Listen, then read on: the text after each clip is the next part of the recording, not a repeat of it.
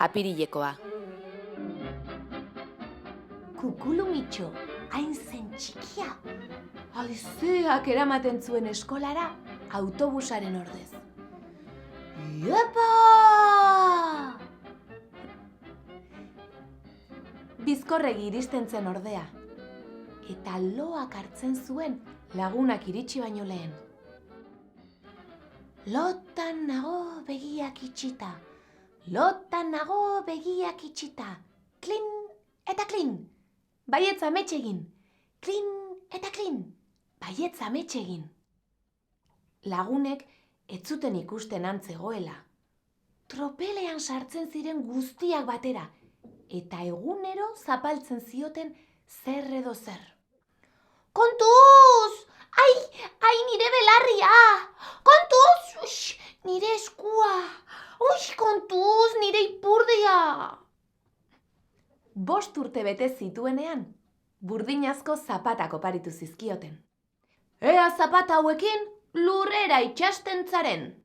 Baina orduan, Kukulumitxo berandu heltzen zen leku guztietara. Ia, etxera bueltatzeko garaian. Meriendatzeko orduan eskolara, motel. Eske... 6 urte bete zituenean, gurpilak jarri zizkieten zapatei. Ea pixka bat azkartzen zaren! Baina orduan, Kukulumitxok aldapan gora hastean irristatu eta atzerantz egiten zuen. Ai ama! Aldapan behera hastean ordea, abiada bizi-bizian jaisten zen. Autoak baino arinago, ia, hegazkinak bezalaxe. Alde paretik, banoa! Ala zebilen bada egun batean, tamba, farola bat jo zuen arte. Au!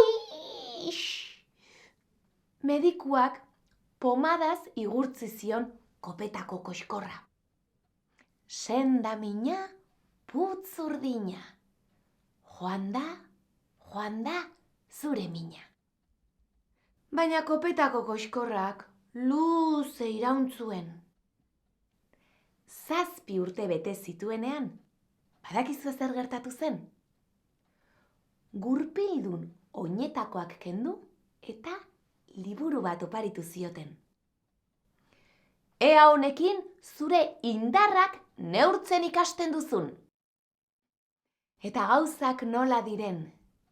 Kukulumitxok besteekin ibiltzeko era mordo bat ikasi zuen liburuari esker. Apiril batean izan zen. Apirilean, liburuen hilabetean.